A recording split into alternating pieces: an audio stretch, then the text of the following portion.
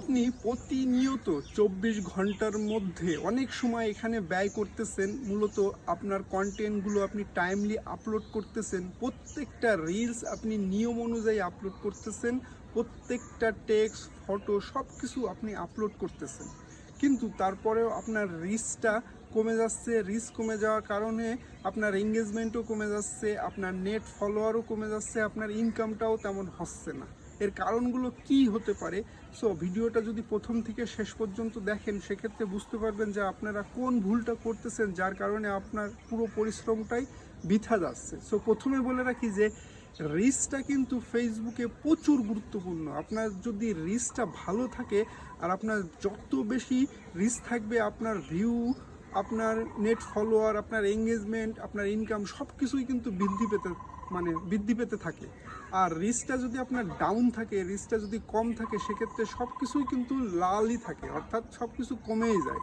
So আপনি ২৪ ঘন্টায় অনেক সময় ব্যয় করতেছেন, প্রতিনিয়ত আপনার কন্টেন্টগুলো আপলোড করতেছেন, আপনি চেষ্টা করতেছেন যেন একটি পোস্টও বাদ না যায়, আর প্রত্যেকটা হাই কোয়ালিটি কন্টেন্ট, আপনি অর্গানিক কন্টেন্ট নিয়ে কাজ করতেছেন, আপনি অরিজিনাল কন্টেন্ট নিয়ে কাজ করতেছেন, অন্যের ধার করা কোনো কন্টেন্ট নিয়ে আপনি কাজ করতেছেন না, তারপরেও আপনার রিস্ক কমে যাচ্ছে কেন? এখন দেখুন, কিছু বিষয় আছে ফেসবুকের রিসেন্ট যেই অ্যানাউন্সমেন্টের জন্য, সেটা অনেকে এর আগে করতো, এখন করতেছে কিনা জানি না। ধরুন আপনি একটা ছবি পোস্ট করেছেন, ধরুন আমি ধরে নিলাম একটা ছবি পোস্ট করেছেন, ইদানিং আপনি দেখতে পারবেন যে অনেকে বিএমডাব্লিউ বা মার্সিডিজ বেঞ্জ বা অন্য কিছু টাইপের কন্টেন্ট নিয়ে ওই ছবির সাথে সংযুক্ত করতেছে, বিশাল বড় ডেসক্রিপশন দিচ্ছে, হ্যাঁ, আবার হ্যাশট্যাগও দিচ্ছে ওই বিএমডাব্লিউ সম্পর্কিত। আছে না এরকম এরকম পোস্ট কিন্তু অনেক আছে, আর এগুলোই কিন্তু অনেক পরিমাণ ভাইরাল হয়েছে। তার উদ্দেশ্য করেই বলতেছি, মানে সেই ধরনের কন্টেন্টের, মানে আমি বোঝানোর খাতিরেই বলতেছি, দেখেন ওইটা কিন্তু ভাইরাল, কিন্তু সমস্যা হচ্ছে কি, ওই ছবির সাথে ওই যে লম্বা ডেসক্রিপশন, বিএমডাব্লিউ বলেন, মার্সিডিজ বেঞ্জ বলেন, বা অন্য কোনো সম্পর্কিত ঘটনা বলেন, ওখানে লেখা আছে, ওইটা কিন্তু ওই ছবির সাথে যাচ্ছে না।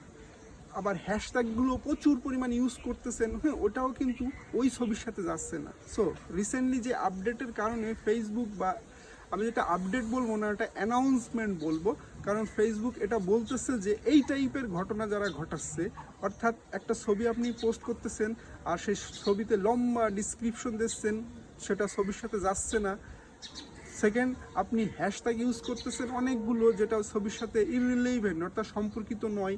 এই টাইপের ঘটনা যারা কন্টিনিউয়াসলি ঘটাচ্ছে, তাদের রিচটা ধীরে ধীরে কমায় দেবে। কারণ কি, ফেসবুক আপনাকে অ্যাজ এ স্পামার হিসাবে কাউন্ট করতেছে, আর স্পামার হিসাবে যদি আপনার কাউন্ট করে ফেলায়, সেক্ষেত্রে আপনার প্রোফাইল বা পেজটা গায়েবও হয়ে যেতে পারে, কারণ আপনি প্রতিনিয়ত স্প্যামিং করতেছেন। এখন ঘটনা হচ্ছে, এই টাইপের যারা ঘটনা ঘটাচ্ছে, অর্থাৎ লম্বা ডিসক্রিপশন দিচ্ছেন, বা ছবির সাথে সম্পর্কিত নয় এমন কোনো ডিসক্রিপশন দিচ্ছেন, টাইটেল দিচ্ছেন, বা আপনি যেটাই দেন না কেন সেটা ছবির সাথে যাচ্ছে না, আবার হ্যাশট্যাগও ইউজ করতেছেন ইররিলেভেন্ট অনেকগুলো, যেটা ছবির সাথে যাচ্ছে না। এখন করণীয় কি?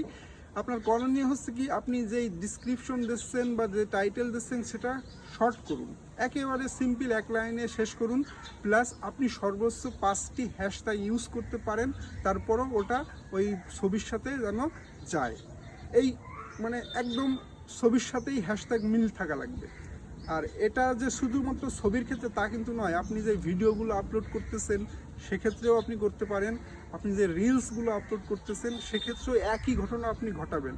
আপনি যেন অন্য কোনো ইররিলেভেন্ট কন্টেন্ট এখানে ঢুকাবেন না, আপনার প্রত্যেকটা কন্টেন্টের ডেসক্রিপশন, টাইটেল, ক্যাপশন যা ইউজ করেন না কেন, সবগুলো যেন একই সাথে রিলেভেন্ট থাকে, অর্থাৎ যে কন্টেন্ট আপনি আপলোড করবেন তার সাথেই যেন রিলেভেন্ট থাকে, আর হ্যাশট্যাগুলো যদি আপনি ব্যবহার করেন সেক্ষেত্রে যেন রিলেভেন্ট থাকে। তা না হলে কিন্তু আপনি এই প্রতিনিয়ত ঘটনা ঘটার কারণে কিন্তু আপনার রিচটা ধীরে ধীরে কমে যাবে। আপনি 24 ঘন্টা সময় দিলেও দেখবেন যে আপনার রিচ কিন্তু উঠছে না, সব কিছু লালই হয়ে গেছে।